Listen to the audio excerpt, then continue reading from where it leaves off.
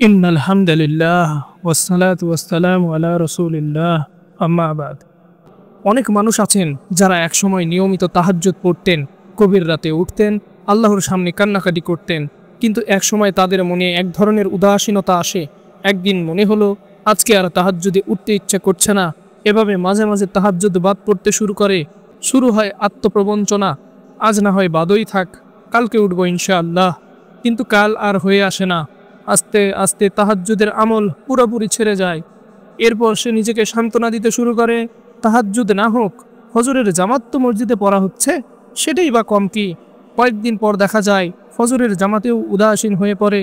তারপর সে নিজেকে বলতে থাকে, মসজিদে জামাতে পড়া হলো না তো কি হয়েছে, সময় মতো তো ঘুম থেকে উঠি, ওয়াক্ত মতো তো নামাজ হচ্ছেই। এভাবে ধীরে ধীরে উদাসীনতা ও অলসতা বাড়তে থাকে। এক সময় দেখা যায় 5 ওয়াক্ত নামাজের গাফিলতি চলে এসেছে। এককালে যে ব্যক্তি নিয়মিত এক পারা কুরআন তিলাওয়াত করত, তার কুরআন পড়ার অভ্যাস এক সময় পুরোপুরি বন্ধ হয়ে গেছে। দিনের আমলের প্রতি এমন উদাসীনতা আমাদের পতনের কারণ। নাউজুবিল্লাহি মিন যালিক। প্রশ্ন হলো, এমন কেন হয়? যে মানুষ একসময় আল্লাহর ইবাদতে মগ্ন ছিল, সে কেন ধীরে ধীরে গাফেল হয়ে পড়ে? এর পেছনে বড় বড় 2টি কারণ আছে: নফসের ধোঁকা এবং শয়তান। শয়তান হলো মানুষের প্রকাশ্য শত্রু।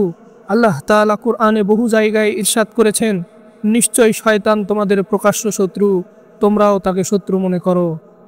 শয়তান কখনো সরাসরি এসে বলবে না তুমি নামাজ বাদ দাও, বরং সে ধীরে ধীরে কৌশলে একজন মানুষের মনকে অলস করে দেয়। উদাহরণস্বরূপ, সে মনে ফিসফিস করে, আজ তুমি ক্লান্ত, আজকের নামাজ পরে আদায় করে নিও, আজ একটু বিশ্রাম নাও, একটা নামাজ না পড়লে কিছুই হবে না, তুমি তো প্রত্যেক দিন নামাজ পড়ো। এভাবেই শয়তান ধীরে ধীরে মানুষের ভেতরে এক ধরনের গাফেলত তৈরি করে, আর এই গাফেলতই হলো আমলে উদাসীনতা হওয়ার শুরু। অন্যদিকে মানুষের ভেতরের আরেকটি শত্রু হলো তার নিজের নফস। নফস চায় সহজ জীবন, আরাম এবং ভোগবিলাস। নফস বলতে থাকে, কেন এত বেশি নামাজ পড়তে হবে তোমাকে, একটু আরাম করো। আবার কখনো বলে, তুমি এত পরহেজগার, একটু অবকাশ নাও। কুরআনে আল্লাহ তাআলা এই নফসের স্বভাবের কথা বলতে গিয়ে বলেছেন, নিশ্চয়ই নফস খারাপ কাজের নির্দেশ দেয়। অর্থাৎ যদি আমরা নফসকে নিয়ন্ত্রণ না রাখি, তবে নফস মানুষকে ধীরে ধীরে ইবাদত থেকে দূরে সরিয়ে দেয়। শয়তান ও নফসের এই ধোঁকার মধ্যে অনেক পার্থক্য আছে। শয়তান বাহিরে থেকে আক্রমণ করে, আর নফস ভেতর থেকে প্ররোচনা দেয়। দুজনে মিলে মানুষকে অলস করে ফেলে। এর ফলেই একজন মানুষ ধীরে ধীরে আমলে উদাসীন হয়ে পড়ে। এই উদাসীনতা থেকে বাঁচার কিছু উপায় আছে। সবচেয়ে বড় উপায় হলো আল্লাহর জিকির।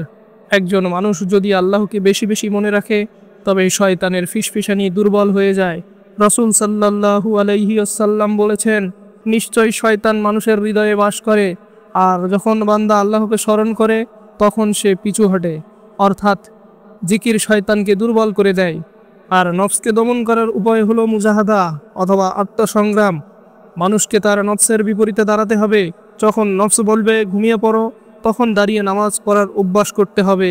এবং যখন নফস বলবে আজ কোরআন পড়ার দরকার নেই, তখন উল্টো আরও বেশি বেশি কোরআন পড়তে হবে। এভাবেই নফসকে নিয়ন্ত্রণ না রাখলে ইবাদতের আগ্রহ কমতে কমতে একসময় মানুষ পুরোপুরি গাফেল হয়ে যাবে। সাহাবীদের জীবনে এই ক্ষেত্রে আমাদের জন্য শিক্ষা। তারা নামাজ, কোরআন, দোয়া এসবকে কখনো হালকা মনে করেননি। হযরত আলী রাদিয়াল্লাহু আনহু বলতেন, যে নামাজকে হালকা ভাবে, তার কাছে পুরো দিন হালকা হয়ে যায়। অর্থাৎ ইবাদতের ক্ষেত্রে উদাসীনতা আসা মানে ধীরে ধীরে পুরো দিন দুর্বল হয়ে যাওয়া। প্রিয় মুসলিম ভাইরা, আমল হলো সেই আলো যা মানুষের অন্তরকে শান্তি দেয়।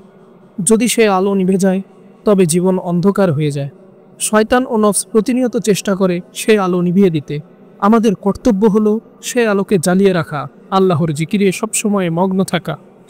প্রিয় ভাই এবং বোনেরা, আমরা যদি আমাদের ঈমানকে টিকিয়ে রাখতে চাই, আমাদের আমল টিকিয়ে রাখতে চাই, তাহলে আমাদেরকে শয়তানের ধোঁকা থেকে বাঁচতে হবে, নফসের প্ররোচনা থেকে বাঁচতে হবে। এজন্য দরকার আল্লাহর জিকির করা, নিয়মিত কুরআন তেলাওয়াত করা, নফসের সাথে সংগ্রাম করা, এবং সবচেয়ে বড় বিষয় আল্লাহর কাছে দোয়া করা, হে আল্লাহ, আমাদের অন্তরকে আপনার আনুগত্যের উপরে দৃঢ় রাখুন।